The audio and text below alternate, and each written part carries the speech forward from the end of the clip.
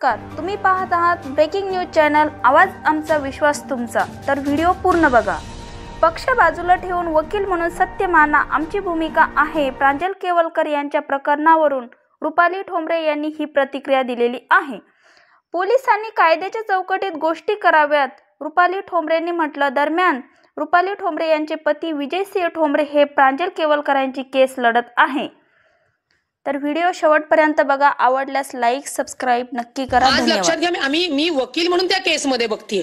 आज जर रोहिणी खडसेचा नवरा तिथे नसता आणि दुसरा कोणी असता आणि ती जर केस माझ्याकडे असती तर याही गोष्टी आम्ही कायद्याच्या तपासून बघणं आमच्या वकिलांचं काम आहे आणि त्या गोष्टी राहू नये त्याच्यामुळे मी कालही सांगितलं की पोलिसांनी योग्य पारदर्शक कायद्याच्या चौकटीत सगळ्या गोष्टी कराव्या, जेणेकरून पोलिसांमुळे सरकारवर कुठले ताशेरे उडवले गेले नाहीत पाहिजे। कुणाचं वकीलपत्र घ्यावं कोणाचं नाही घ्यावं हे प्रत्येक वकिलाचा अधिकार आहे। हे कुठल्याही पक्षातले असतील त्यांचा सांगण्याचा संबंध आणि अधिकार येतच नाही आणि तसा तो नाहीये।